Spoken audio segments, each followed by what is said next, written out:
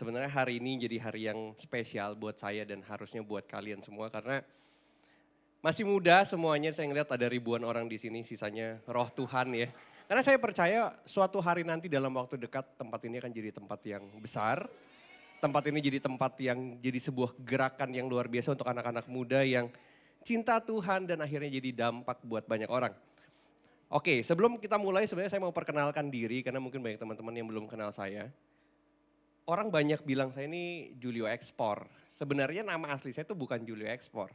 Sebenarnya nggak ada ekspornya, Julio aja, nggak ada nama belakang. Cuman biasanya saya kalau pergi ke luar negeri itu suka masalah karena kalau paspor cuma satu nama biasa bikin visa ribet atau misalnya di imigrasi. Khususnya di Singapura tuh pasti tahan dulu 1 jam sebelum masuk negaranya. Jadi saya ngerasa kayak saya harus buat sebuah nama kali ya. Cuman memang nama keluarga saya Halim. Cuman saya ngerasa udahlah saya bikin satu keluarga baru ya atau dinasti baru. Tapi akhirnya saya tanya Tuhan, Tuhan iseng aja pengen bikin nama apa ya kira-kiranya. Dalam semua kejadian hidup saya dari saya berangkat bukan siapa-siapa dari keluarga yang sangat-sangat sederhana. Saya sudah terbiasa diajarkan oleh mama saya untuk tanya Tuhan. Termasuk hal-hal kecil. Jadi waktu saya nanya Tuhan, Tuhan nama saya apa nih kira-kira di belakang, masa iya Halim lagi? Kalau ya Halim juga gak masalah juga toh. Itu kan keluarga, nama keluarga. Tapi Tuhan bilang ekspor. Nah saya bilang lucu ini mah. Masa ekspor sih? Ya tapi akhirnya ketika saya dalami dan saya minta sebuah penjelasan kenapa namanya harus ekspor. Ternyata ada makna yang dalam yang akhirnya membuat saya memutuskan nama saya jadi Julio Ekspor. Pertama memang itu pekerjaan saya, tapi ketika saya dalami, ekspor ini bicara banyak hal.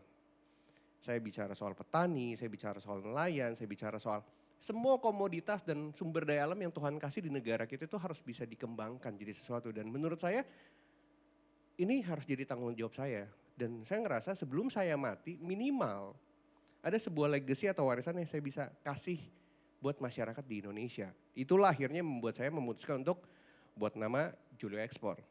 Nah tapi di hari ini saya pengen cerita dan pengen ngasih sebuah pelajaran hidup yang mungkin harapannya bisa jadi sebuah benih yang teman-teman bisa terima dan tertanam dalam hidup kalian supaya itu bertumbuh manis dan berbuah.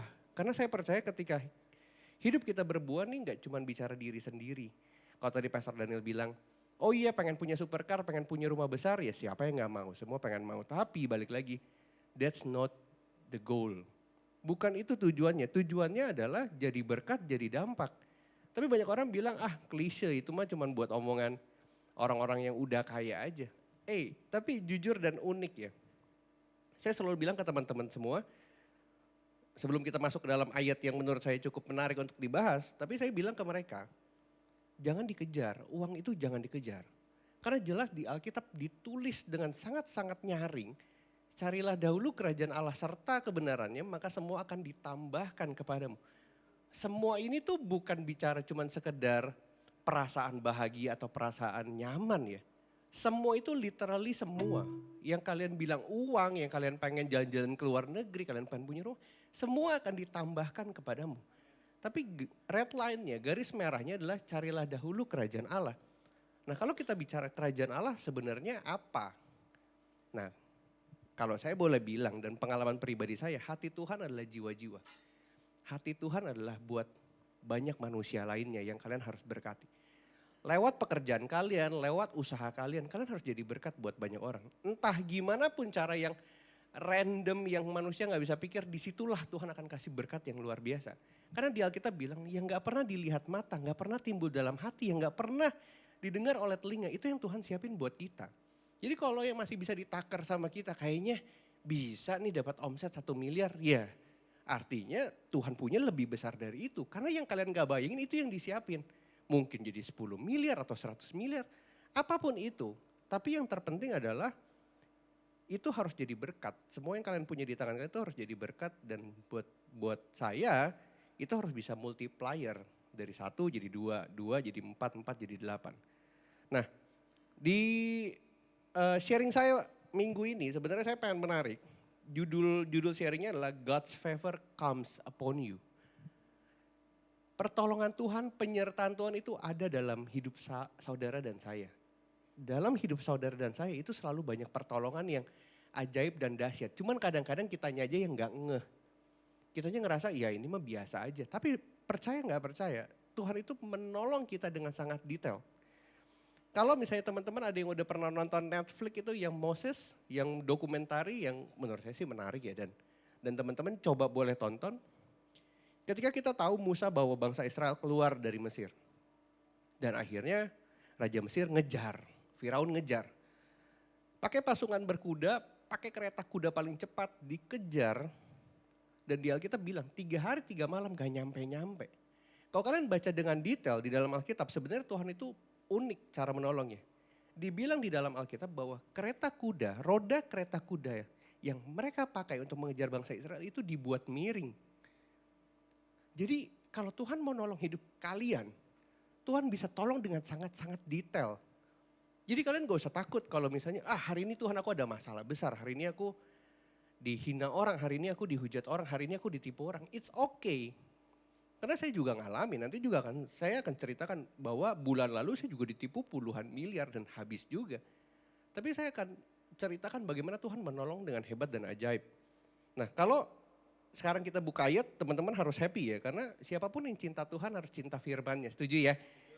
Nah sekarang kita buka di 1 Samuel 9 ayat 1. Nah ini nggak tahu teman-teman multimedia bisa keluarin, tapi kalau misalnya enggak teman-teman bisa buka di aplikasi handphone Alkitab Saudara. Nah di sini saya bacakan perikopnya, Saul diurapi menjadi raja. Kalau saya baca, ada seorang daerah Benyamin namanya Kis bin Abiel bin Zeror bin Bekorat bin Afia, seorang suku Benyamin, seorang yang berada. Lumayan lah ya. Orang ini punya anak laki-laki namanya Saul. Seorang muda yang elok rupanya, tidak ada seorang pun di antara orang Israel yang lebih elok daripadanya. Dari bahu ke atas dia lebih tinggi daripada setiap orang sebangsanya. Ganteng pokoknya. Tapi kalau saya boleh cerita agak cepat, bahwa Kis, bapaknya Saul, itu bilang, Saul, keledai-keledai betina kita hilang, tolong cari. Nah di ayat selanjutnya, Saul bawa asistennya, Saul bawa mbaknya atau masnya lah ya di situ. Dan di sana dia akhirnya mulai mencari keledai-keledainya. Banyak nih, mulai dari tanah Zuf, akhirnya dia ke tanah Benyamin, dan dia nggak nemu di mana keledainya. Ketika Saul pulang, mau pulang gitu ya, di ayat ke-6, bujangnya bilang, tunggu bos. Wait bro, kalau zaman sekarang mungkin bilangnya gitu ya. Di kota ini ada seorang abdi Allah, seorang yang terhormat, segala yang dikatakannya pasti terjadi. Marilah pergi ke sana sekarang juga, mungkin ia dapat memberitahuan kita tentang perjalanan kita tempuh ini. Ayat ke-7, jawab Saul kepada bujangnya itu. Tapi kalau kita pergi, apakah yang kita bawa kepada orang-orang itu? Sebab roti di kantong kita telah habis dan tidak ada pemberian untuk dibawa kepada abdi Allah itu. Nah biasanya memang kalau mereka ketemu sama orang-orang nabi atau kita bilangnya pelihat gitu ya. Itu mereka harus bawa sesuatu. Nah ini unik. Di ayat ke-8 jawab bujang itu pula kepada Saul. Masih ada padaku 1/4 sikal perak. Itu dapat aku berikan kepada abdi Allah itu. Maka ia akan memberitahukan kepada kita tentang perjalanan kita. Nah yang menarik kalau saya boleh cerita dari kejadian ini adalah dia pergi ke satu desa dan di situ ada satu wanita menimba air. Terus udah gitu Saul sama bujangnya nanya, kayaknya ada pelihat di sini, ada nabi di sini. Boleh info nggak di mana? Wanita yang nimba air bilang, oh dia lagi ngadain acara tuh sekitar 30 orang dan dia akan memberkati makanan orang-orang itu. Pergi ke sana siapa tahu ada pelihat itu di sana. Nah, yang menarik ayat adalah kalau misalnya saya bilang di ayat 17, ketika Samuel melihat Saul, jadi nabinya adalah Samuel, maka berfirmanlah Tuhan kepadanya, inilah orang yang kusebutkan kepadamu itu. Orang yang akan memegang tampuk pemerintahan atas umatku. Jadi kalau saya boleh cerita, 1 hari sebelum kejadian Saul ketemu Samuel, Samuel itu udah diinfo sama Tuhan, di spill. Nanti lu akan ketemu orang yang akan lu tunjuk menjadi raja atas Israel. Nah kalau kita pengen tahu sejarahnya ya, jadi kenapa akhirnya dimintalah sama masyarakat Israel untuk dijadikanlah satu orang menjadi raja. Karena sebelum Samuel Israel itu tidak ada kepemimpinan raja. Jadi semuanya itu hakim. Jadi hakim yang namanya Eli, Nabi Eli. Cuma Nabi Elinya sudah tua. Nabi Elinya tuh udah berumur, bahkan di Alkitab bilang matanya udah kabur dan gak bisa ngelihat. Sampai akhirnya Nabi Eli ini punya satu anak didik lah, menti lah. Kalau kita bilang zaman sekarang menti. Namanya Samuel. Yang menarik adalah waktu Samuel tidur di bait Allah. Jadi Samuel ini di bait Allah tidur nemenin Nabi Eli. Di satu malam Samuel nih dipanggil. Samuel, dia kebangun, dia datang ke Nabi Eli. Kenapa Pak? Ada apa Pak? Nabi Eli bilang, enggak manggil. Waktu dia tidur lagi, dipanggil lagi yang kedua. Sampai akhirnya yang ketiga kali, Nabi Eli sadar, oh ini Tuhan. Coba tanya, mau apa? Bilang hambamu ini mendengar. Singkat cerita, akhirnya Tuhan bilang bahwa Samuel akan dipilih Tuhan untuk menjadi nabi, melanjutkan perjalanan Eli. Nah, di satu waktu di mana posisi Samuel ini diangkat ketika Nabi Eli ini meninggal. Meninggalnya unik. Jadi Nabi Eli ini punya dua anak namanya Hofni dan Pinehas. Tapi habis itu dalam satu perang Nabi Eli nanya ke orang-orang di sana. Gimana perangnya? Gimana anak saya? Akhirnya dikasih tahu bahwa anaknya dua mati karena peperangan melawan bangsa Filistin. Lalu Nabi Eli ini ceritanya syok, jatuh dari kursi, batang lehernya patah. Karena badannya gemuk. Jadi saya nggak bilang saya ngarang nih ya gemuk ya, enggak beneran ditulis. Jadi kalau kalian pengen baca ada tuh 1 Samuel 4 ayat 17 sampai 18. Nah selanjutnya Samuel ini yang dipilih Tuhan, bahkan ada Alkitab di Samuel selanjutnya tidak ada satupun firman Tuhan yang gugur daripada Samuel. Semuanya jadi. Ini keren. Tapi yang saya pengen bawa di dalam sharing saya hari ini adalah ketika Samuel ketemu sama Saul udah dikasih tahu infonya nih, info A1 dari Tuhan. Lu akan ketemu sama orang, berkati dia, urapi dia jadi raja. Nah, di ayat selanjutnya, di ayat ke-18, di sini dibilang Saul datang mendekati Samuel. Jadi Saul ini nggak tahu nih, ini nih Samuel namanya. Terus dia nanya, maaf Pak, di mana rumah pelihat itu? Jawab Samuel kepada Saul, akulah pelihat itu, naiklah mendahului aku ke bukit. Hari ini kamu akan makan bersama-sama dengan aku, besok pagi aku akan membiarkan engkau pergi dan aku akan memberitahukan kepadamu segala sesuatu yang ada dalam hatimu. Di sini turning point di mana Saul mau jadi raja, diurapi jadi raja. Siapa sih kita di sini yang gak mau jadi raja? Maulah. Raja itu bicara soal kehormatan, bicara soal kekayaan, kemakmuran, happy. Wah pokoknya semua nurut sama kita. Siapa yang gak mau? Mau. Dan bahkan diperbolehkan kok kalau kita punya hal-hal seperti itu. Ikut Tuhan tuh bukan kayak zaman dulu yang paradigmanya harus menderita, sengsara. Ikut Tuhan itu happy kok. Ikut Tuhan bisa dan boleh dan harus diberkati. Aneh sekali ikut Tuhan gak boleh diberkati itu aneh. Bahkan kalau kalian tidak diberkati dan abis itu kalian cerita bahwa Tuhan itu baik, aneh. Tuhan yang kita sembah adalah Tuhan yang sangat kaya. Bahkan saya pernah baca di satu ayat di mana bumi ini tuh tumpuan kakinya. Semua yang ada di dalam bumi itu miliknya. Bapak yang kita sembah tuh sekaya itu saudara. Jadi kalau kitanya tidak bisa memanfaatkan itu menjadi sangat aneh. Artinya kita tidak mengerti bagaimana cara mengolahnya secara keseluruhan. Nah, kalau kita baca di pasal-pasal selanjutnya, di 1 Samuel 9 itu Saul dipilih menjadi raja. Di 1 Samuel 15, 6 pasal selanjutnya, hanya 6 pasal. Perikopnya dibilang Saul ditolak menjadi raja. Bahkan ada satu statement di mana kalau kita baca di 1 Samuel 15, teman-teman boleh buka. Saul ditolak menjadi raja, kenapa? Kalau saya baca, saya rangkum ya. Bahwa akan ada peperangan di mana Israel melawan Amalek. Dan Tuhan bilang Amalek ini harus ditumpas habis, matiin semuanya, kuras habis, jangan ada yang disisain. Tapi Saul akhirnya ngerasa, wah enggak deh rajanya boleh juga nih disimpan baik kali ya, namanya Agag. Dan kambing dombanya tidak dimusnahkan. Rencananya sama si Saul adalah ini akan dijadikan korban persembahan untuk Tuhan. Jadi yang unik adalah ketika Tuhan marah, bahkan Tuhan bilang, Tuhan menyesal memilih Saul? Ada ayatnya. Di ayat 11. Ayat 10. 1 Samuel 15 ayat 10. Lalu datanglah firman Tuhan kepada Samuel demikian. Aku menyesal karena aku telah menjadikan Saul raja. Sebab ia telah berbalik daripada aku dan tidak melaksanakan firmanku. Jadi jangan sampai Tuhan itu nyesel loh. Milih saya dan saudara untuk jadi rajanya. Aduh, kalau udah nyesel ya, Tuhan tuh udah nyesel dan rasa kayaknya gak bisa lagi deh. Habis sudah.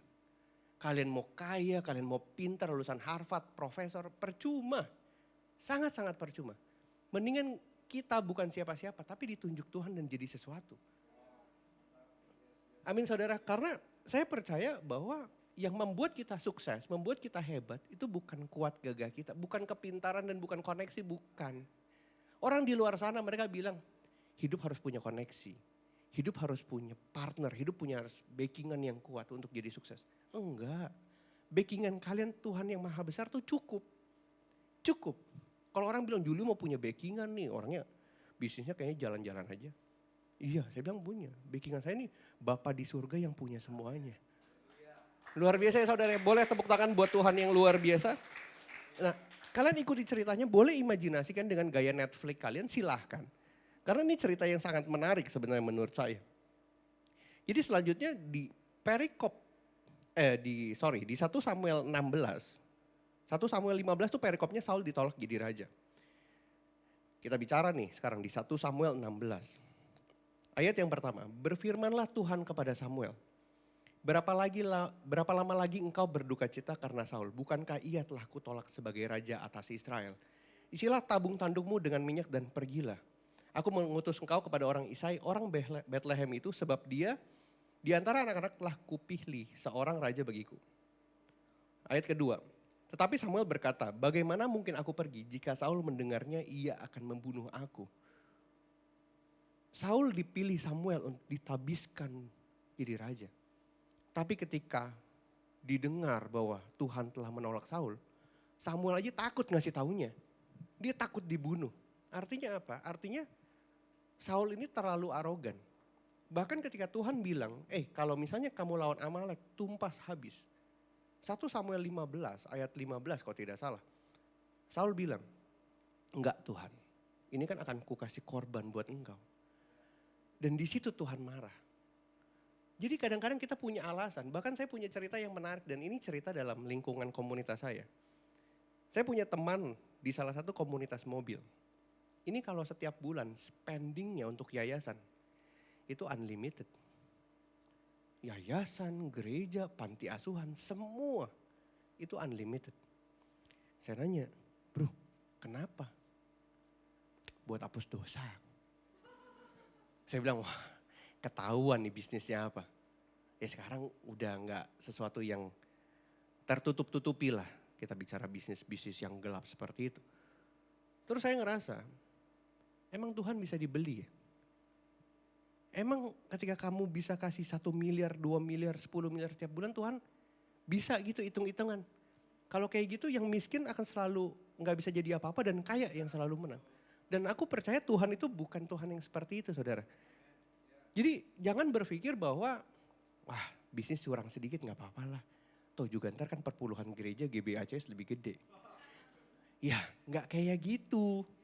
Jadi kita harus ikuti dan kita harus nikmati perjalanan bersama Tuhan tuh unik. Ada cara-caranya yang menurut saya bisa kita terapkan dan akhirnya bisa membuat kita tuh jadi besar. Nah kalau saya tulis lagi dalam catatan saya, di ayat ke-14, 1 Samuel 16 ayat 14, ini menarik nih saudara. Perikopnya Daud di istana Saul.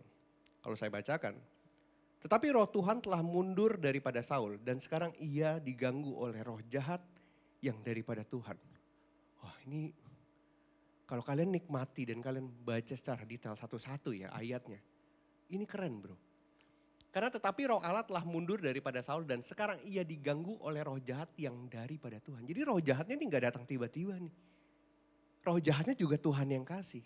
Kenapa? Karena Tuhan kalau udah pilih saudara untuk naik, dengan cara apapun, saudara pasti naik. Orang mau tutup karir saudara, orang mau bilang katanya kalian ini nggak kerja, nggak perform kepada bos kalian di kantor. Kalau Tuhan udah buat kalian naik, nggak ada satupun pintu yang bisa tahan kalian untuk kalian tidak naik. Pasti naik. Ini keren banget loh. Tuhan nurunin Saul dan naikin Daudnya. Buat saya keren. Karena pakai roh jahat yang datangnya dari Tuhan. Nah kalau kita baca ayat selanjutnya di ayat 15. Lalu berkatalah hamba-hamba Saul kepadanya. Ketahuilah roh jahat yang daripada Allah mengganggu engkau. Baiklah tuanku menitahkan hamba-hambamu yang di depanmu ini untuk mencari seorang yang pandai main kecapi. Apabila roh jahat yang daripada Allah itu hinggap padamu, haruslah ia main kecapi maka engkau merasa nyaman. Di ayat ke-17 dibilang, berkatalah Saul kepada hamba-hambanya itu, carilah bagiku seorang yang dapat main kecapi dengan baik dan bawalah dia kepadaku. Ini keren nih ayat 18. Lalu jawab salah seorang hamba itu, katanya, sesungguhnya aku telah melihat salah seorang anak laki-laki Isai, orang Bethlehem itu, yang pandai main kecapi, ia seorang pahlawan yang gagah perkasa, yang pertama. Yang kedua, seorang prajurit. Yang ketiga, yang pandai bicara. Yang keempat, elok perawakannya. Dan yang terakhir, yang kelima paling keren. Tuhan menyertai dia.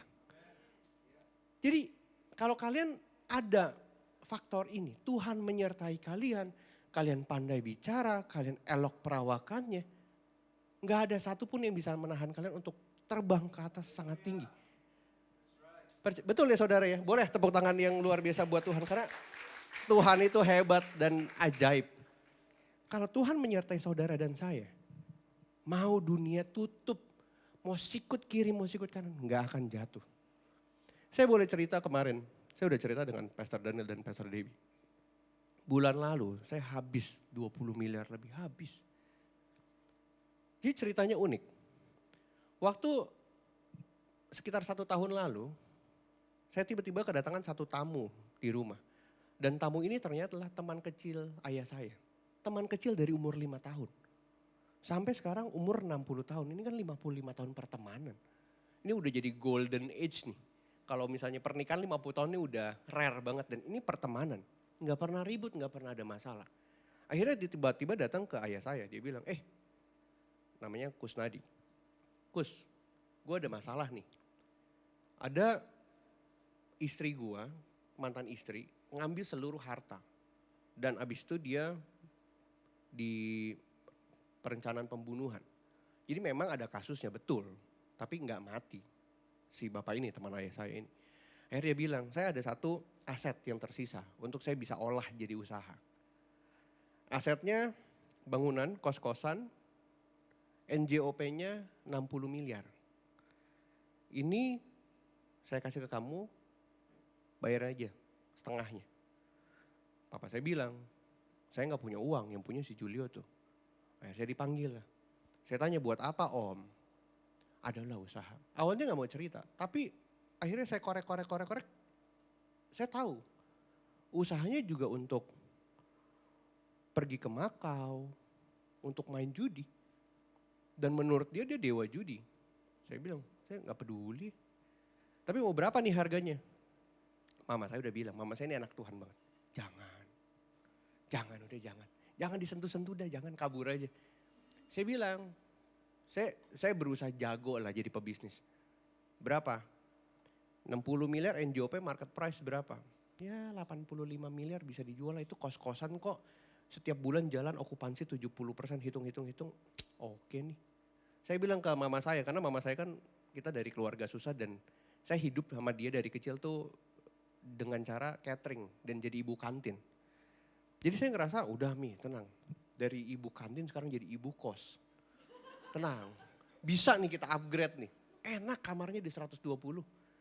70% okupansinya, kurang lebih kan 80 kamar yang berjalan. Dengan kurang lebih setiap bulan tuh 4-5 juta. Saya ngerasa it's a good business, tapi harganya berapa? Akhirnya tawar punya tawar, harganya 20 miliar. 15 miliar lah cuman ada urusan dengan notaris dan lain-lain. Kurang lebih jadi sekitar 20 miliar. Cuman saya nggak langsung deal di hari itu karena saya ngerasa too good to be true kali ya. Habis itu saya coba jalan berapa bulan, gak coba gubris. Tapi karena saya dikejar terus saya ngerasa, aduh sian juga nih orang mungkin butuh ya. Tapi saya tahu uang itu akan dipakai untuk sesuatu yang tidak benar. Tapi saya bilang ke Tuhan, saya coba berargumen seperti Saul. Loh saya kan gak peduli Tuhan. Itu kan urusan dia, bukan urusan saya. Yang penting kan urusan saya adalah saya dapat harga murah, rumahnya, saya olah, jadi usaha, jadi berkat. Bisa hiring banyak orang. Ya itu kan alasan manusia. Tapi ketika akhirnya saya masuk, kita masuk paket notaris, PPJB dan lain-lain. Benar. No, ada, kita coba cek di BPN, sertifikatnya benar, normal, nggak ada masalah. Tapi ketika uangnya sudah masuk, hilang orangnya. Saya bilang ya udahlah kan sertifikat nggak udah atas nama saya juga. Ternyata sertifikatnya palsu. Buset, saya bilang ampun deh. Tuhan apalagi nih, sudah deg-degan nih, udah keringat dingin nih. Kita coba masuk ke dalam prosesnya, kita ikutin. Ternyata sertifikatnya udah ada 5 yang sama. Saya bilang aduh apalagi. Saya akhirnya ketemu sama orang-orang sebelumnya. Akhirnya mereka coba udah buat kasus LP dan lain-lain. Lepas lagi, masuk lepas lagi. Saya ngerasa bahwa waduh gimana ya. Saya cerita ke kiri ke kanan. Orang-orang bilang tangkep bro, tangkep. Bisa lah. Tapi mama saya doang yang bilang gak usah. Saya bilang aduh 20 miliar tuh nyari gak haji dapat. Ini kerja keras luar biasa nih. Tapi mama bilang jangan. Maafin aja. Saya bilang gimana ya. Tapi mama saya ngomong maafinnya sampai nangis-nangis. Saya juga ikutan nangis. Aduh tapi maafin tapi sambil nangis-nangis gimana ya. Tapi akhirnya mama saya punya satu statement yang keren menurut saya. Dia bilang gini, datang ke Tuhan minta maaf. Saya bilang, loh minta maaf, dia yang harusnya minta maaf sama saya. Enak aja, kenapa saya minta maaf, orang saya nggak salah. Secara bisnis hitung-hitungan benar kok. Tapi mama saya bilang gini, Mami yakin dari awal kamu deal di proyek itu pasti nggak damai. Saya rasa iya juga ya. Dan saya tahu itu sebenarnya. Kalau teman-teman yang saat ini dalam persimpangan hidup kalian bingung. Sebenarnya kalian tuh pengen dapat suara Tuhan kan. Kalian pengen dapat guidance-nya Roh Kudus kan. Sebenarnya sederhana saudara. Cara tersimpel untuk kalian tahu bahwa itu suara Roh Tuhan atau bukan adalah damai sejahtera. Jadi kalau kalian ngerasa damai sejahtera dalam hati ketika kalian melakukan sesuatu meskipun mungkin uangnya nggak besar. Tapi percaya deh, itu Roh Tuhan di situ. Kok kalian ngerasa bahwa di depan nih untungnya kayaknya 5 miliar, 10 miliar kalau dikerjain kayaknya gue bisa jadi orang kaya nih bulan depan. Tapi gak damai, jangan. Karena Tuhan naik ke surga, dia udah kasih roh pendamping buat kita dan itu bisa ditanya. Dan ada tandanya. Jadi yang membuat akhirnya Saul ditolak menjadi raja dan Daud yang naik tahta. Sebenarnya sederhana, kita tahu Daud setelah dia dipilih, diurapi Samuel, nggak tiba-tiba jadi raja. Dia harus lawan Goliat dulu. Habis itu dia harus dikejar-kejar Saul pengen dibunuh. Kenapa dia pengen dibunuh sama Saul? Lucu. Kalau kalian baca di pasal-pasal selanjutnya. Karena wanita-wanita Israel ini nyanyi. Terus dia bilang, Daud mengalahkan berlaksa-laksa. Tapi Saul hanya beribu-ribu. Saul panas hati, dia bilang wah gila nih. Daud boleh nih dibunuh nih. Daud punya kesalahan, punya. Kurang bejat apa Daud? Ngambil istri orang, ngintip dulu, ngambil suaminya dimasukin ke medan perang mati. Banyak kesalahan-kesalahan Daud, tapi yang membuat akhirnya perkenanan Tuhan tidak lepas dari Daud adalah Daud tahu, Daud minta maaf. Bahkan di sini saya bilang, saya tulis di sini, di 1 Tawarik 21 ayat 1 sampai 2. Kalau kita baca di 1 Tawarik 21 ayat 1, di sini Daud diperdaya oleh iblis. Kita tahu lah kesalahannya pertama adalah dia ngambil istri orang, dia membunuh. Kalau di sini saya tulis bahwa Daud diperdaya oleh iblis. Iblis bangkit melawan orang Israel dan ia membujuk Daud untuk menghitung orang Israel. 1 Tawarik 21 ayat 2, lalu berkatalah Daud kepada Yoab dan kepada para pemuka rakyat, pergilah hitunglah orang Israel dari Beersheba sampai Dan bawalah hasilnya kepadaku supaya aku tahu jumlah mereka. Nah, tapi ternyata di sini Tuhan nggak suka karena Daud udah mulai hitung-hitungan nih. Tuhan murka sama Daud, akhirnya Tuhan menghukum Daud dengan cara membunuh seluruh pasukannya. Kita baca di ayat ke-7, tetapi hal itu jahat di mata Tuhan. Sebab itu dihajarnya orang Israel. Di ayat ke-8 yang menurut saya keren dan yang membuat Daud ini jadi punya status the man after my own heart. Tuhan, orang yang berharga di mataku ketika Daud melakukan ini. Lalu berkatalah Daud kepada Tuhan, aku telah sangat berdosa karena melakukan hal ini. Maka sekarang jauhkanlah kiranya kesalahan hambamu sebab perbuatanku itu sangat bodoh. Jadi saya ngerasa, waktu mama saya bilang, doa masuk kamar, berlutut, minta ampun. Itu yang membuat perkenanan Tuhan tuh gak lepas dari hidup kalian. Kalian boleh berargumen bahwa itu bukan salah kalian. Saya juga boleh berargumen, kurang alasan apa saya? Orang saya yang disikat kok, saya yang habis kok 20 miliar. Tapi kita percaya bahwa ada kunci kerajaan surga yang Tuhan udah tulis dengan sangat gamblang di Matius 16 ayat 11. Kalau boleh dibuka multimedia, ini menarik. Karena tertulis ayatnya adalah, kepadamu akan kuberikan kunci kerajaan surga. Apa yang kau ikat di bumi akan terikat di surga. Dan apa yang kau lepaskan di dunia terlepas di surga. Ayatnya jelas. Kuberikan kepadamu kunci kerajaan surga. Kalau kita bicara kerajaan surga, kita bicara soal nikmat, kita bicara soal makmur, diberkati. Kuncinya sederhana. Lepas di bumi, lepas di surga. Ikat di bumi, keikat di surga. Ketika saya memberikan pengampunan, pengampunan dari atas turun buat saya. Berat gak? Berat. Di momen-momen hidup susah pun. Orang tua masih tetap harus ditanggung, listrik tetap bayar, IPL rumah jalan terus. Karyawan jalan kena THR lagi di bulan April. Waduh ampun banget tuh. Saya bilang ini jatuh ketimpa gunung nih. Tapi saya bilang dan saya berdoa ke Tuhan. Saya bilang, Tuhan gak pernah sekalipun di mulut saya itu meragukan kehebatan Tuhan. Gak pernah. Karena saya percaya bahwa Tuhan yang saya sembah adalah Tuhan yang ajaib dan hebat. Saya dari dulu hidup, dari bukan siapa-siapa. Saudara, rumah 5x5 di jembatan 2. Bener, 5x5, 2 lantai, sempitnya minta ampun. Kamar mandi 1x1, berdiri aja, jongkok aja susah. Tapi puji Tuhan hari ini Tuhan kasih 1 kamar mandi sebesar rumah. Rumah saya yang dulu bukan rumah saudara, saya yakin kalau rumah saudara gede banget kamar mandi saya. Enggak, segede rumah saya yang dulu. Bahkan lebih besar ukurannya. Saya bilang, wah siapa saya? Kalau bukan Tuhan yang bawa saya naik, gak mungkin. Uneducated, gak kuliah, hidup dari bawah. Tapi Tuhan bawa saya ketemu raja-raja.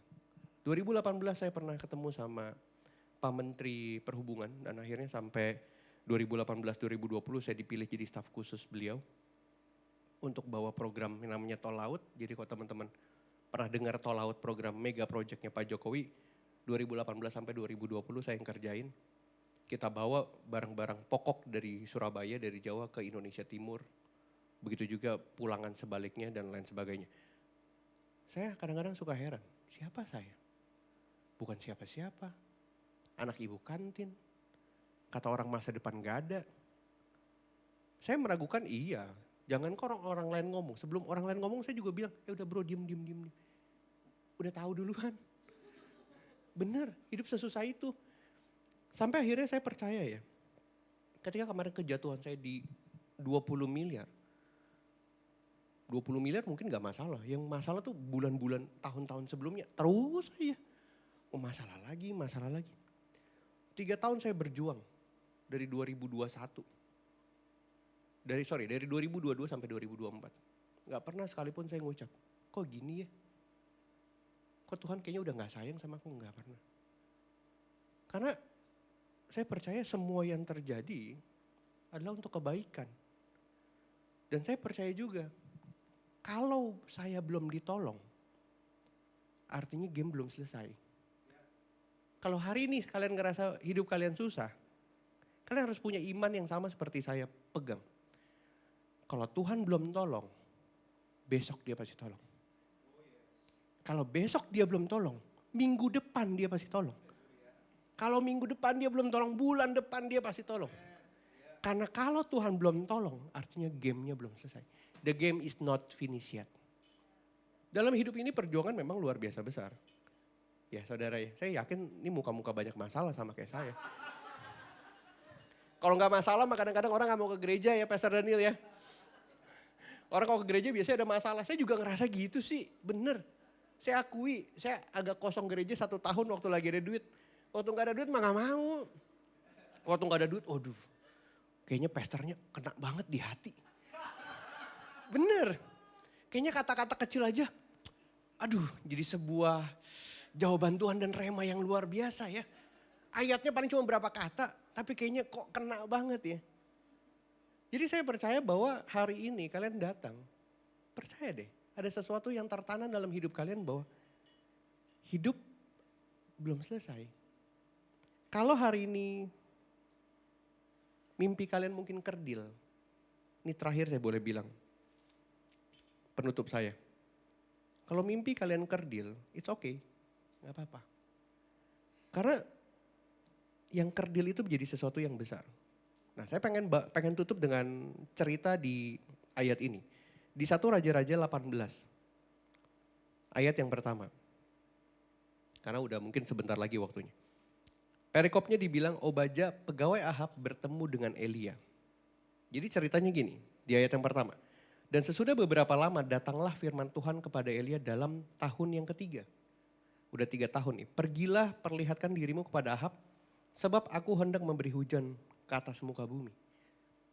Jadi Israel tuh udah gak hujan selama 3 tahun. Pas bener kayak saya. 3 tahun kering banget. Kelihatannya di sosial media enak, bener. Aduh setengah mati jalaninnya. Deg-degan terus bawaannya.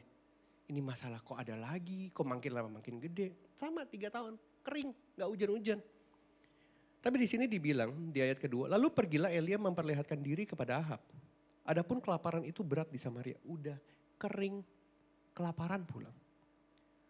Sebab itu Ahab telah memanggil Obadja yang menjadi kepala istana. Obadja itu seorang yang sungguh-sungguh takut akan Tuhan. Jadi kalau saya boleh rangkum di dalam cerita ini.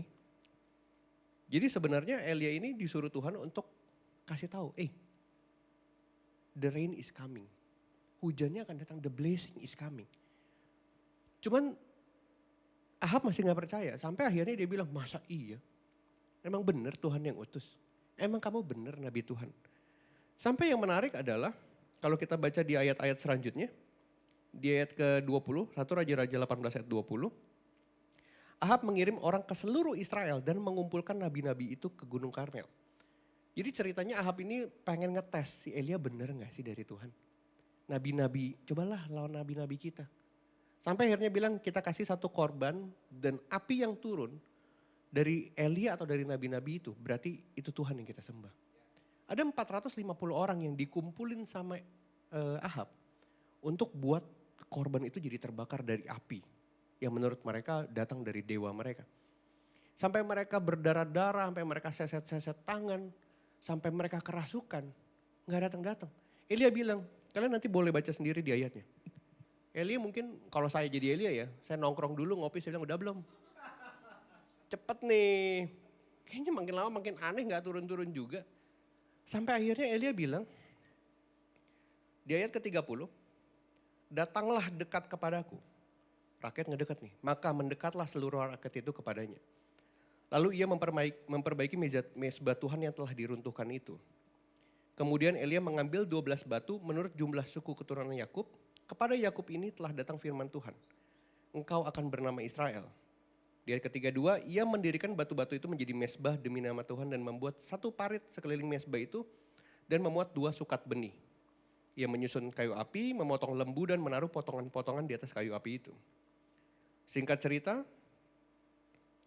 di ayat ke-36, kemudian pada waktu mempersembahkan korban petang, tampillah Nabi Elia dan berkata, dia cuma bilang gini, Tuhan Allah Abraham, Ishak dan Israel pada hari ini biarlah diketahui orang bahwa engkaulah Allah di tengah-tengah Israel dan bahwa aku ini hambamu dan bahwa atas firman-Mu lah ini aku melakukan segala perkara ini. Ayat ke-37, jawablah aku Tuhan, jawablah aku supaya bangsa ini mengetahui bahwa engkau Allah dan engkaulah yang membuat hati mereka tobat kembali. Dia 38, lalu turunlah api Tuhan menyambar habis korban bakaran, kayu api, batu dan tanah, bahkan air yang di dalam parit itu habis dijilatnya. Keren, keren banget. Dan saya bilang, kadang-kadang di dalam hidup kita lagi kering, lagi lapar, 3 tahun gak keluar-keluar air dari langit. Boleh nih berdoa kayak gini nih. Bener, keren doanya. Tuhan, buktiin, show off who you are. Karena saya yakin Tuhan yang kita sembah tuh Tuhan yang pengen tampil. Bukan Tuhan yang di belakang layar, bener dia mau tampil. Kalau dia gak mau tampil, gak mungkin Musa keluar 10 tulah. 1 tulah aja selesai. 10 tulah nih. Tulah pertama, keluar. Tuhan bilang, Tuhan mengeraskan hati Firaun. Aneh. Kalau Tuhan mau bawa keluar, keluar aja. Firaunnya gak usah dikerasin, part itu mah udah lewatin aja. Saya yakin kok Firaun juga pasti percaya. Ya dia percaya deh. Air jadi darah. Percaya, udah, pergi. 10 kali. Tuhan itu bukan show off ke Firaun. Tuhan tuh show off ke kita. Aku loh Tuhan yang besar. Aku yang bisa buat hidupmu kering. Jadi punya hujan yang besar. Nah di ayat selanjutnya, di ayat ke-41. Kemudian berkatalah Elia kepada Ahab, pergilah makan dan minumlah sebab bunyi dera hujan sudah kedengaran. Lalu Ahab pergi untuk makan dan minum, tetapi Elia naik ke puncak gunung Karmel. Lalu ia membungkuk ke tanah dengan muka di antara kedua lututnya. Penting saudara. Mama saya selalu ngajarin, hidup berat, gampang jawabannya. Masuk, kunci kamar, berlutut. Ini nih senjata sebenarnya nih. Ini lututnya senjata. Berlutut, berdoa. Tuhan turun kok. Gak mungkin dia gak turun. Orang dia hidup kok, kecuali dia gak hidup ya. Nah di sini dibilang ketika Elia membungkukkan badannya ke tanah. Di situ ia berkata kepada bujangnya, naiklah ke atas, lihatlah ke arah laut. Bujang itu naik ke atas, ia melihat dan berkata, tidak ada apa-apa. Kata Elia, pergilah sekali lagi, demikianlah sampai 7 kali. Di ayat ke-44, pada ke-7 kalinya berkatalah bujang itu, wah awan kecil sebesar telapak tangan timbul dari laut. Lalu kata Elia, pergilah katakan kepada Ahab, pasang keretamu dan turunlah, jangan sampai engkau terhalang oleh hujan. Maka dalam sekejap mata langit menjadi kelam oleh awan badai, lalu turunlah hujan yang lebat. Ahab naik kereta lalu pergi ke Israel, tetapi kuasa Tuhan berlaku atas Israel. Ia mengikat pinggangnya dan berlari mendahului Ahab sampai ke jalan yang menuju Israel. Kalau hari ini mimpi kalian, harapan kalian dilihat bolak-balik, cuman sebesar telapak tangan, cukup loh untuk Tuhan kasih hujan yang sangat besar, berkat yang sangat besar, pengurapan yang luar biasa dalam hidup kalian. Meskipun cuma sebesar telapak tangan, kelihatannya kayaknya bisnisku chance-nya kecil Tuhan. Cuman sebesar telapak tangan. Kayaknya aku gak bisa lanjut lagi deh. It's okay. Sebesar telapak tangan jadi hujan yang besar. Saya jatuh, saya mengkerdilkan mimpi saya ngerasa Tuhan. 20 miliar ini yang pertama nih, yang tahun-tahun sebelumnya berapa saya udah habis banyak. Sampai gak punya apa-apa. Bener. Mobil saya jual, semua saya jual. Jam tangan saya jual, semua saya jual. Rumah saya jual gak laku-laku, susah bener jualan rumah. Saya belajar nih, aduh kalau punya uang liquid jangan beli rumah deh. Buat saya, kalau mungkin senior-senior ngerasa jangan didengar yang bagian itu. Beli properti, yang penting punya sendiri. Kalau saya sih susah jualnya bener. Mobil sama jam tangan sama saham tuh cepat liquid. Rumah susah, makanya saya masih punya rumah, puji Tuhan. Karena gak laku-laku, coba laku, aduh gak punya saya. Tapi akhirnya saya mengkerdilkan mimpi dan harapan saya. Dulu saya punya mimpi besar sekali. Hari ini saya ngerasa, gak bisa kayaknya. Ngerjain ini takut, ngerjain itu takut. Tapi Tuhan bilang it's okay. Meskipun mimpimu cuma sebesar telapak tangan hari ini. Tapi berkat Tuhan masih bisa datang. Berlimpah-limpah, hujan, basah, banjir. Bukan cuma berkat buat kita, tapi buat orang-orang di sekitar kita. 1 bulan setelah masalah ini selesai, saya bisa urus kiri kanan, saya bisa tutup masalah-masalah, semua biaya-biaya yang harusnya bisa dibayar. Akhirnya saya bayar meskipun saya harus kekurangan banyak. Saya ngelihat penyertaan Tuhan hebat dan dahsyat. Ajaib bener. Sign and wonder itu terjadi di hidup saya. Dalam 1 bulan Tuhan bisa buat pekerjaan-pekerjaan yang dulu gak pernah kebuka jadi kebuka.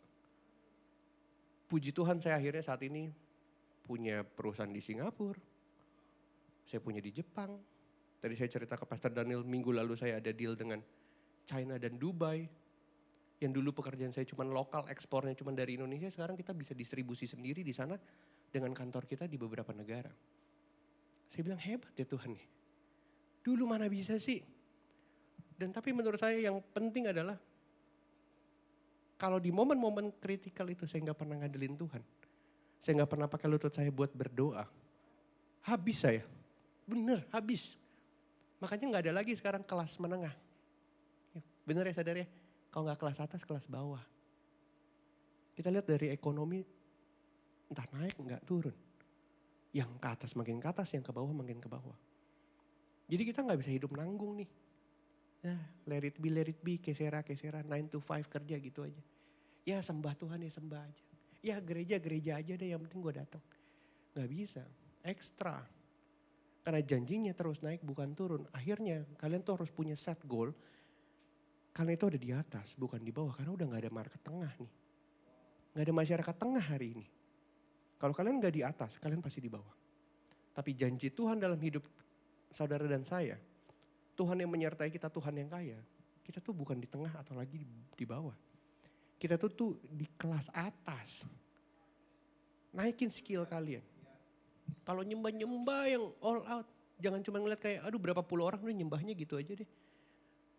Sembah seperti kalian di depan 2.000-3.000 orang. Kalau kalian punya perusahaan kecil, lakukan seperti perusahaan kalian itu 200 karyawan, bener.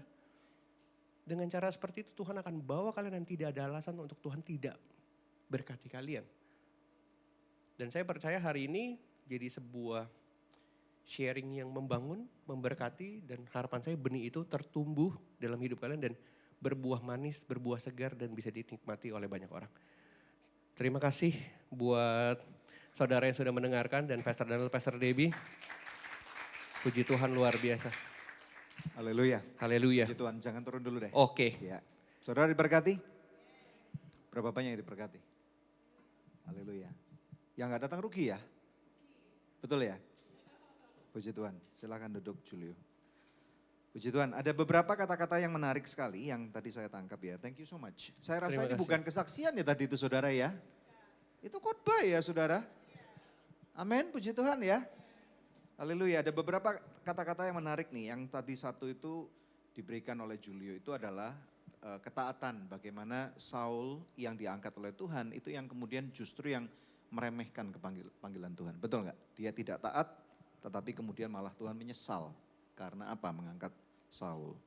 Kemudian saudara, tadi kata-kata yang kedua yang saya tangkap itu adalah bagaimana orang yang dalam posisi diberkati Tuhan tapi nggak sadar dan malah kering akhirnya. Betul ya? Benar ya? Setahun nggak ke gereja? Saya setahun ke gereja. Setahun? Setahun. Wow, biasanya memang gitu ya. Biasa, emang udah kelihatan. Berarti di ACS ada banyak orang-orang yang diberkati nih, pada nggak datang semua. Nah Soalnya. itu, makanya harus diberi kesadaran ya. Biar balik lagi Betul ya? sebelum jatuh. Iya, justru yang nggak datang ini ya, ini mereka lagi diberkati semua nih. Ya, berarti yang pada datang ini sekarang lagi bermasalah nih kelihatannya nih. Biasanya ya. Atau yang sudah sadar gitu ya. Yang sudah sadar. Atau diberkati tapi sadar. Iya, puji Tuhan Itu ya. Puji Tuhan, keren. Itu puji Tuhan ya, keren banget ya. Betul. Nah kemudian tadi ada saya juga melihat bagaimana hubungan dia dengan mamanya ini sangat dekat banget ya. Saudara, ini sangat penting banget. Kita nggak boleh meremehkan orang tua kita. Karena apa? Orang tua itu dipakai oleh Tuhan supaya boleh bukan cuma mendidik kita ketika kita usianya masih muda. Tetapi juga dapat menjadi penasihat ya. Betul. Betul ya, karena saudara orang tua kita seringkali saudara ketika nasihatnya juga nggak enak yang kita dengar. Tetapi ternyata itu adalah sesuatu yang bukan ada maunya gitu loh. Karena orang tua hanya ingin melihat keberhasilan daripada anaknya. Betul ya? Ada tadi kata-kata, ini kata-kata saya nggak tahu apa yang saudara tangkap ya. Saya minta saudara mempersiapkan diri, nanti saya akan berikan kesempatan 3 pertanyaan saja. Kemudian yang saya tangkap lagi adalah doa yang pakai dengkul. Iya, berarti dengkul kamu ngapalan dong harusnya ya. Hitam apa hitam? Hitam ya. Tapi aku Puji biasa Tuhan. tatakin pakai bantal soalnya. Oh gitu, ya ya ya. Soalnya biasanya lama, karena kan cerita kan. Oh gitu, Iya, ya. Jadi bukan jidatnya yang kapalan enggak. tapi dengkulnya yang kapalan. Cuman ya, kan aku saudara pakai ngerti lah ya. bantal. Oke. Iya, kok nggak di kasur. Bantal. Oke, Jadi enak oke. empuk. Terus kemudian satu hal lagi yang menarik itu adalah jangan remehkan tangan saudara. Sebesar tangan tadi katanya. Coba lihat tangan saudara. Ya, jangan gunakan tangan ini untuk mukul orang. Tapi saudara justru tadi dikatakan dan firman Tuhan juga menuliskan awan yang segede tangan gitu. Tetapi ini justru yang melalui cuman awan kecil aja saudara itu bisa membuat Israel istilahnya kekeringan 3 tahun lebih itu tidak berbekas. Betul nggak? Ya, puji Tuhan. Sekali lagi kita berikan tepuk tangan bagi Tuhan dong. Keren. Nah, ada kesempatan. Ayo, siapa mau bertanya? Saudara boleh bertanya. Ada nggak pertanyaan? Saya kasih kesempatan 3 orang. Kalau ada, segera saudara boleh angkat tangan. Ada nggak? Nggak ada? Grace, silakan ayo. Grace, Jonathan, terus Andi. Oke, satu lagi silakan nanti ya. Oke, ladies first. Silakan berdiri Grace. Ya. Ya, shalom. Ya saya mau bertanya tadi kan kakaknya kan bulan lalu ya. Iya, bulan lalu banget. Masih fresh from the oven ini. Iya, bulan lalu itu kan singkat ceritanya kena tipu orang gitu. Nah saya mau bertanya, gimana cara kakak benar-benar bisa bangkit dari, pasti kan itu terpuruk karena jujur saya juga mengalami seperti yang kakak alami. Jadi memang secara kerohanian kan balik lagi hubungan pribadi sama Tuhan.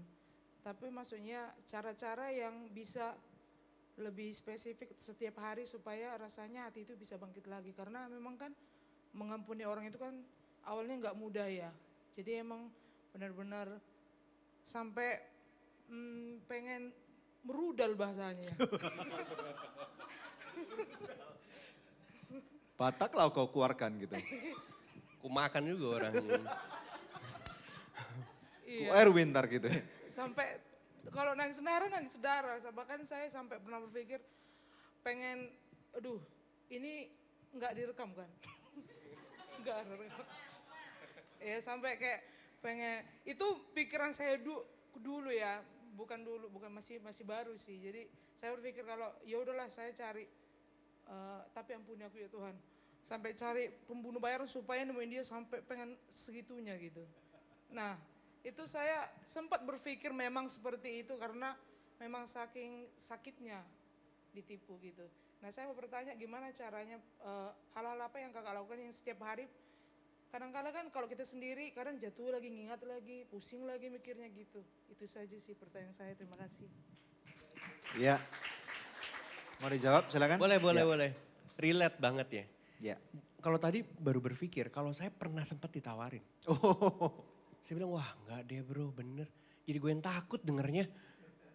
Cuma mau curhat, tapi karena teman-teman saya kan dari banyak kalangan, dia bilang, udah bro, aman sama saya. Saya bilang, enggak. Udah enggak jadi cerita deh, saya takut. Karena akhirnya yang membuat saya pertama, kita harus tahu dulu ya bahwa Tuhan itu tahu segala sesuatu, bahkan sampai kedalaman hati yang terdalam. Kalau kita saat ini dendam, dia tahu banget. Cuman dia juga sebagai bapak yang pengen diceritain anaknya apa sih, what's happen going on gitu loh. Jadi pertama saya pasti tenangin diri dulu. Karena mama saya selalu bilang, mengucap syukur dalam segala hal. Saya bilang gak bisa. Gila kali ngucap syukur. Apa ngucap syukur? Dapat 20 miliar ngucap syukur, hilang 20 miliar masa ngucap syukur. Tapi mama saya bilang, dalam segala hal itu adalah garis bawah yang tebal. Dalam segala hal. Jadi pertama kali saya akhirnya berpikir bahwa iya memang di setiap doa saya harus mulai dengan kata-kata, Tuhan aku berdoa dan aku mengucap syukur dalam segala hal. Itu dulu, kenapa? Karena yang kita butuh tuh tenang sebenarnya. Uang bisa dicari. Kalau saya ngelihat uangnya, pertama mungkin saya ngelihat memang nominalnya dan materinya yang hilang dan lain-lain. Tapi yang saya akhirnya sadar juga, loh mulai 5 kali, rumah 5 kali 5, duit 0 minus, Bisa kehilangan 20 miliar kan sesuatu dan keren. Bener. Dari minus 20, keren. Artinya kan ada uangnya. Dan ketika saya sadar bahwa Tuhan yang buat itu semua. Jadi kalau hari ini terjadi, memang kesalahan saya, betul. Bukan Tuhan mencobai saya, bukan. Saya mencobai diri saya sendiri. Tapi yang saya juga sadar adalah saya harus datang minta ampun, minta maaf supaya perkenanan Tuhan tuh gak lepas dari saya. Saya gak mau jadi kayak Saul yang, Tuhan tapi kan. Saya gak mau tapi kan. Udah ya minta maaf ya, bodoh memang pekerjaan saya. Meskipun hitungan bisnisnya oke. Tapi yang saya akhirnya merasa bahwa ini, maksudnya kita secara manusiawi juga harus tetap bisa berpikir secara benar dan fresh ya. Saya akhirnya merubah kebiasaan saya. Jadi saya sekarang udah lebih olahraga. Sekarang, dulu saya bangun jam 6 pagi, jam setengah 7 pagi. Sekarang saya bangun jam 4 pagi. Karena pekerjaan saya harus lebih maksimal. Jam 4 pagi saya udah jalan ke tempat gym 1 jam. Nge-gym 1 jam, pulang tempat gym 1 jam, 3 jam udah jam 7. Mandi beberes, mulai di planning. Tapi akhirnya pelan-pelan bahkan Tuhan berkali-kali lipat ganti yang luar biasa. Pelajarannya dapat pasti.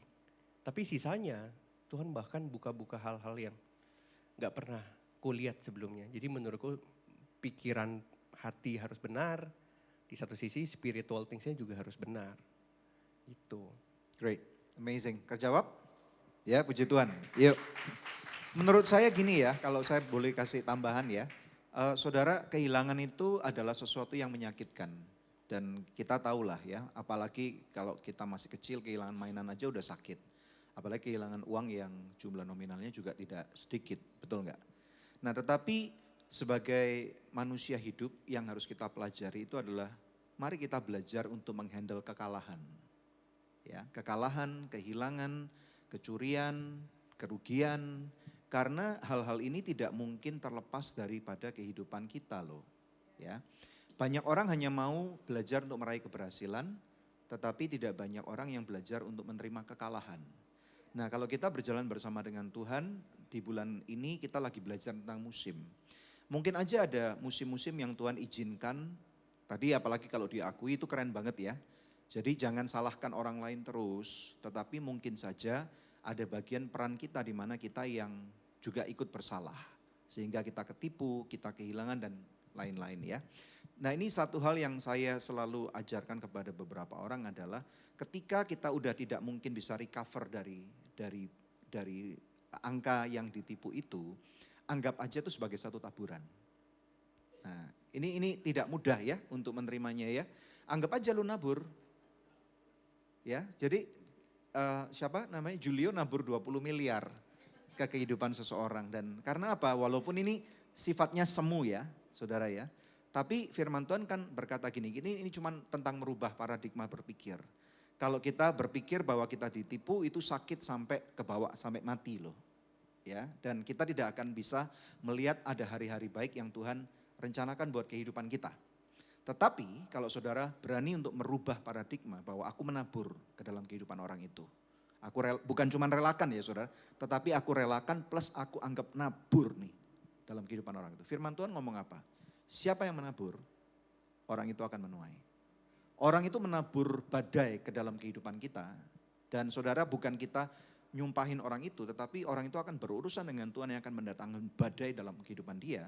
Tetapi kita menabur kebaikan dan juga nominal uang yang sangat besar, saudara jangan heran, saudara Tuhan bisa gantikan mungkin saja belum tentu dalam rupa uang, tetapi dalam rupa hal-hal yang lain yang nilainya itu di luar jumlah uang yang bisa saudara pikirkan. Ada amin enggak?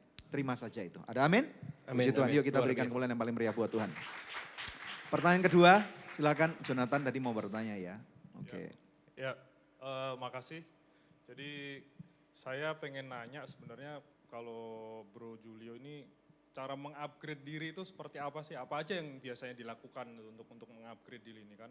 Kalau kemarin kan saya dengar di podcast itu kan memang berasal dari keluarga yang agak kurang gitu ya. Tapi sampai sekarang udah pada di titik ini nih, apa sih yang biasa dilakuin gitu loh untuk upgrade diri, upgrade skill gitu, mungkin upgrade relasi atau komunitas atau apa gitu.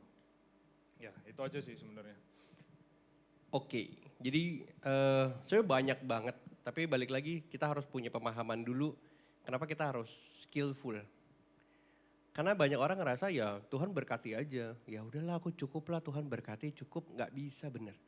Berkat itu selaras dengan skill. Jadi bahkan di ayat Alkitab mungkin di Amsal dibilang bahwa orang yang cakap dalam pekerjaannya akan dibawa bertemu dengan raja-raja. Oh yes, betul. Cakap dalam pekerjaannya. Tapi orang yang tidak cakap dalam pekerjaannya dia akan dihadapkan dengan orang-orang hina. Jadi pengertiannya adalah kita harus skillful. Jadi di situ akhirnya kita punya satu eager untuk belajar hal-hal yang menurut kita baik dan akan kepakai untuk kita ke depannya. Misalnya contoh, dari awal saya nggak bisa public speaking gitu ya misalnya. Ya akhirnya saya akan ketemu dengan banyak orang untuk bisa belajar, ngobrol dan lain-lain. Saya nggak ngerti tentang bisnis, saya belajar ke seminar bisnis, ketemu sama teman-teman yang memang bisnisnya jago-jago. Entah itu dari networking, atau misalnya seminar, atau buku. Tapi sekarang udah mulai banyak lah kita bisa belajar dari YouTube atau apapun. Jadi tidak ada alasan untuk tidak belajar dan bahkan sekarang growth-nya malah lebih cepat. Kita lihat umur 20-an sekarang udah pada bisa jadi orang-orang yang menurut saya menginfluence luar biasa karena mereka bisa dapat informasi belajar dari manapun. Gitu kalau aku sih dari buku, misalnya dari seminar atau misalnya ketemu dengan teman-teman jadi suka bilangnya apa ya, suka gathering lah dengan teman-teman yang aku rasa bahwa ini membawa value. Makanya aku sangat memilih circleku. Sangat karena menurutku itu adalah aset dalam hidup. Gitu. Mantap. Menjawab? Ya, puji Tuhan. Dan kalau saya lihat salah satu yang dia lakukan hari ini adalah berdiri atas mimbar ini juga skilling up loh. Betul nggak? Jadi kalau makanya saya kasih kesempatan kepada kalian yang tertanam di gereja ini, ayo belajar untuk mau mengupgrade diri. Jangan cuman bahagia dan sejahtera di posisi di mana kalian berada. Betul ya? Siapapun kalian punya kesempatan yang sama di hadapan Tuhan. Jangan pernah merasa bahwa kalian dilahirkan sebagai anak orang yang tidak mampu itu sebagai satu bencana. Tetapi justru gunakan kesempatan itu sebagai satu pecutan yang sangat menyakitkan untuk kalian harus bangkit. Dan kemudian menjadi lebih baik daripada orang tua kalian karena kalian punya Tuhan yang besar. Dan saya lihat sebaliknya ada banyak orang-orang yang dilahirkan dari keluarga yang sangat privilege. Anak-anak orang kaya yang hari ini maaf kata jadi sampah dan tidak bisa jadi apa-apa. Dan mereka taunya mereka memang masih jauh lebih kaya daripada kita. Tetapi saudara hidup mereka jadi cibiran banyak orang dan mereka tidak memuliakan Tuhan. Ya, di dalam kekayaannya mereka jadi sampah dan sama sekali tidak ada kemuliaan yang Tuhan dapatkan dari kehidupan mereka. Ya, betul ya saudara ya? Puji Tuhan, yang terakhir. Siapa yang mau bertanya terakhir? Oke, silakan.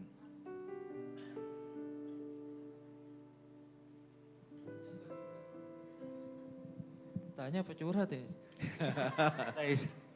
Halo bro, nama saya Arnold nih bro. Mau tanyain aja sedikit sih. Jadi kan tadi bro bilang nggak usah takut kalau nggak ada koneksi gitu kan, kenalan atau backingan apa. Nah kan backingannya Bapak di surga kan, itu benar sih. Tapi itu di dunia nyata gimana itu? Kan bayang-bayang orang susah ya kalau ngebayangin. Ntar ya aku bayangin dulu. Susah juga nggak ada bayangannya. Itu yang pertama. Jadi backingan Bapak di surga itu kayak gimana, di dunia nyata itu gimana. Sama gimana caranya bertahan kalau hari ini gue gak diberkati, besok belum, oke seminggu belum nih, lama-lama kan sedih juga ya.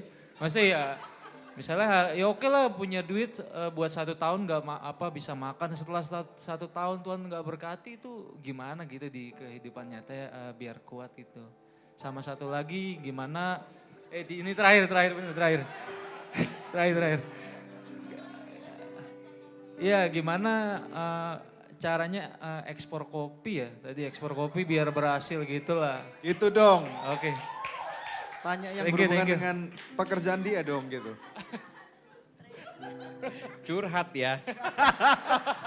Tapi bener sih, maksudnya banyak orang bilang, Julio masa lu gak punya backingan sih? Terus saya pikir kayak, buat apa? Emang saya kerjain apa?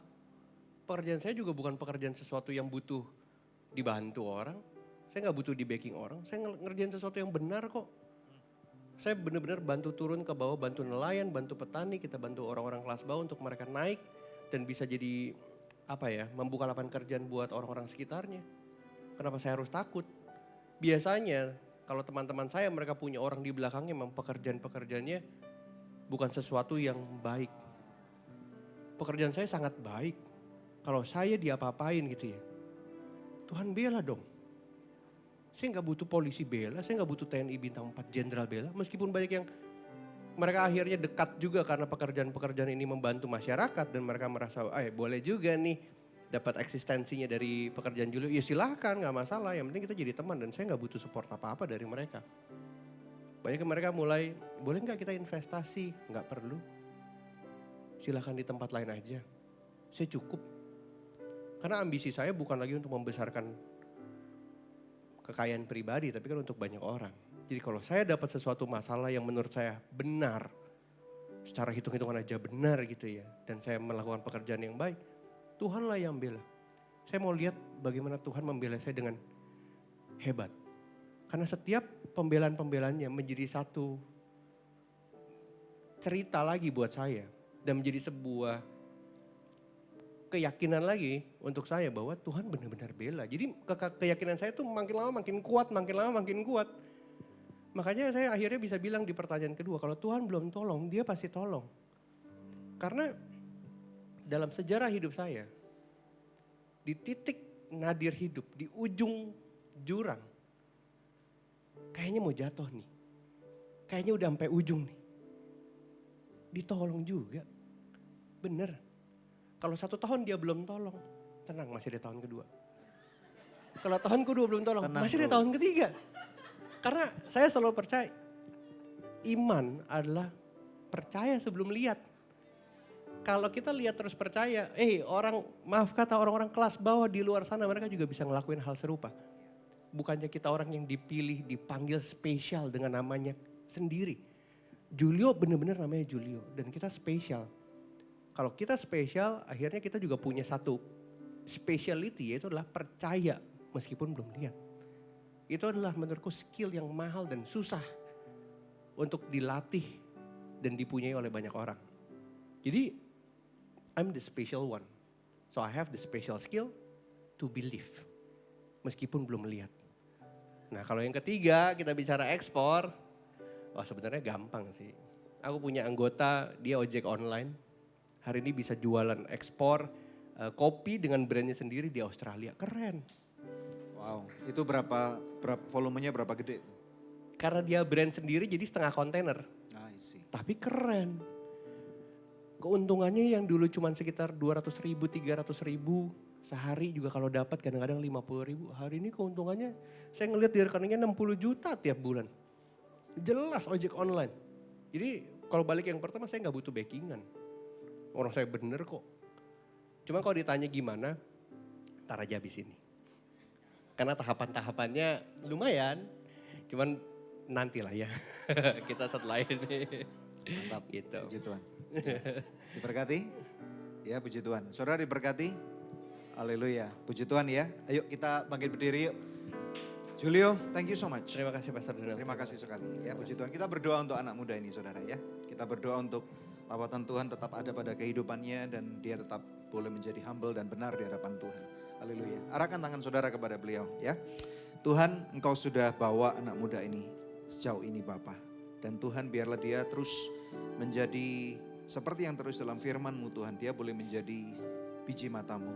Kemanapun Kau utus dia pergi, biarlah Tuhan dia tahu dan sadar diri bahwa bukan karena kuat gagah dan pintarnya, tetapi karena favor-Mu dalam kehidupannya. Hanya karena kasih karunia-Mu yang besar yang sudah Engkau percayakan kepada dia.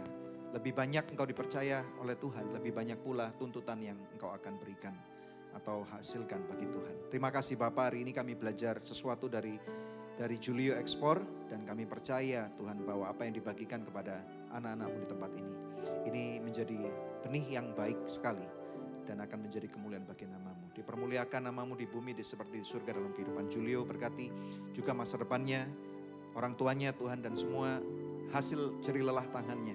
Untuk dia juga boleh Tuhan bukan saja menikmati untuk diri sendiri, tetapi dia akan terus berbagi untuk mengedukasi banyak orang dan bahkan akan membagi-bagikan kekayaannya buat banyak orang. Terima kasih Bapa, di dalam nama Tuhan Yesus Kristus. Haleluya. Amin.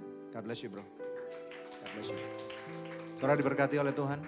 Ayo siapkan hati saudara. Kita akan akhiri saudara. Saya mengajak saudara untuk mengangkat tangan saudara. Haleluya. Saya tidak tahu apa yang saudara rasakan pada sore hari ini. Tetapi ayo kita minta kepada Bapak kita. Kita punya Bapak yang besar. Jangan pandang remeh hubungan ini. Saudara, kita tahu bahwa hubungan kita dengan Tuhan ini tidak melulu tentang rupiah ataupun dolar. Tetapi saudara, apapun yang menjadi kekhawatiran saudara pada hari ini, ketika engkau mengangkat tangan, serahkan kekhawatiranmu kepada Bapa. Dan kita katakan, Bapa, terima kasih. Aku punya engkau. Dan ini lebih daripada cukup. Sebagai modal awalku untuk aku membangun kehidupan di muka bumi ini. Saudara, mungkin engkau tidak dilahirkan dari keluarga orang kaya. Atau mungkin ada beberapa daripada saudara dilahirkan dari keluarga yang berada. Tetapi apapun itu, masa lalu saudara, jangan pernah izinkan masa lalumu untuk menentukan masa depanmu. Tetapi minta kepada Tuhan satu pernyataan iman yang dapat engkau tuliskan. Apakah itu di handphone saudara atau bahkan di loh hatimu. Sebagai satu pedoman hidup, panduan. Untuk engkau berani mengambil keputusan yang bahkan tidak populer sekalipun. Karena engkau punya Bapa yang besar yang sudah berbicara langsung kepada saudara. Saya kasih kesempatan saudara. Ya Tuhan, ini kami. Thank you Lord. Terima kasih. Terima kasih. Terima kasih. Firman Tuhan mengatakan masa depan itu sungguh ada.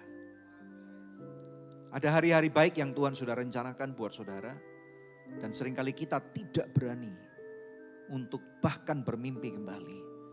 Tetapi sore ini sebagai hamba Tuhan, aku mau afirmasi kepada saudara. Terimalah setiap janji Tuhan ini. Bahkan hal-hal yang pernah engkau terima secara pribadi daripada Tuhan.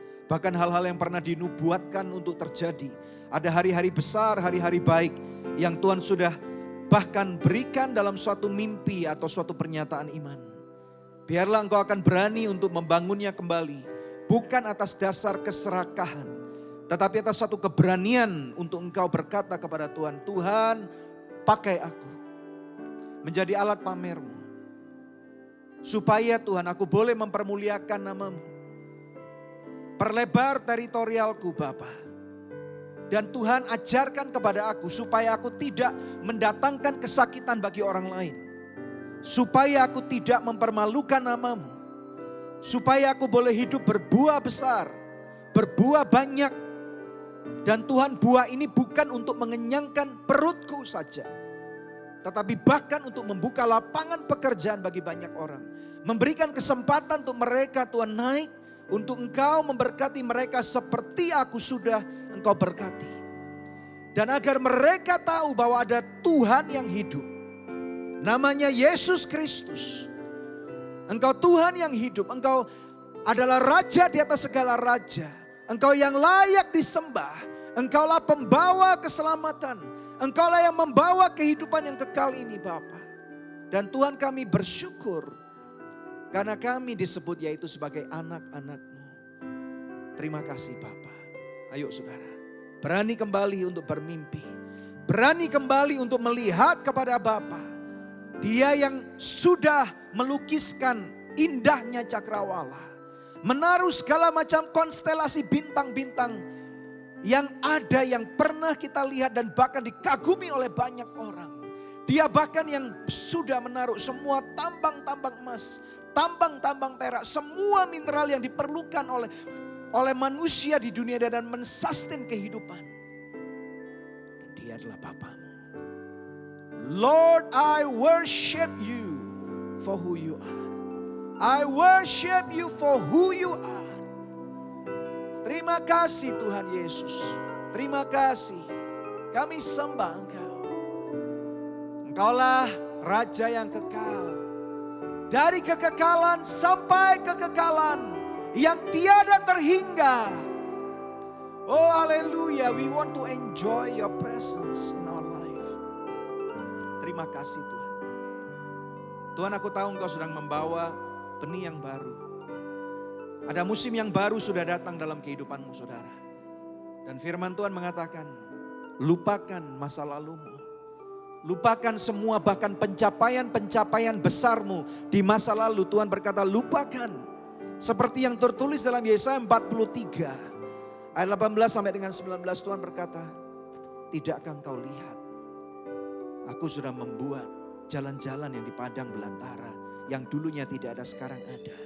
Dan bahkan ada mata air, sumber-sumber air baru. Sumber-sumber berkat, sumber-sumber kekayaan yang baru. Yang Tuhan sudah buat untuk membual. Dan itu ada dalam penglihatanmu, ada dalam dekapanmu. Jangan takut saudara. Terima kasih Tuhan, koreksi hati kami ketika kami serong daripada Engkau. Ketika kami menjadi orang yang bengis, ketika kami menjadi orang jahat, ketika kami jadi orang yang egois. Ketika kami tidak bertanggung jawab Tuhan. Koreksi kami. Koreksi kami, tegur kami Bapa. Terima kasih Bapa, terima kasih. Terima kasih Tuhan. Biarlah Tuhan melalui ibadah di gereja ini Tuhan. Ada orang-orang yang akan mengalami pemulihan. Akan ada anak-anak muda yang dipersiapkan untuk masa depan yang indah. Masa depan yang luar biasa. Dan Tuhan, kami boleh menjadi kemuliaan buat nama-Mu. Haleluya. Angkat tangan saudara. Thank you Lord.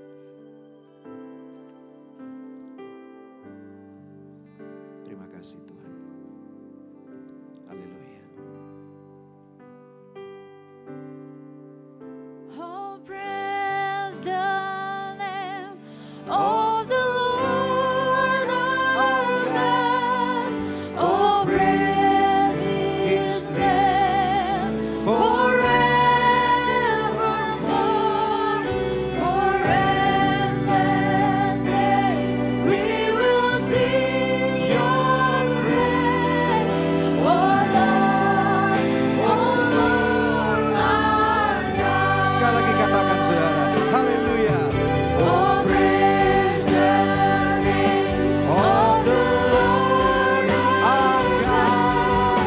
Oh, praise His name forevermore. For endless days we will sing Your praise. Oh Lord our God. Oh, praise the name of the Lord our God. Oh, praise His name forevermore. For endless days Dia dahsyat, we will Dia luar biasa. Dia ada di pihak saudara. Oh Lord our God. Katakan Allah. Oh Lord our God. Haleluya. Oh Lord our God. Berikan kemuliaan yang paling meriah buat Tuhan Yesus Kristus. Haleluya. Haleluya. Haleluya. Haleluya. Angkat tangan saudara. Engkau sudah menerima kebenaran firman Tuhan.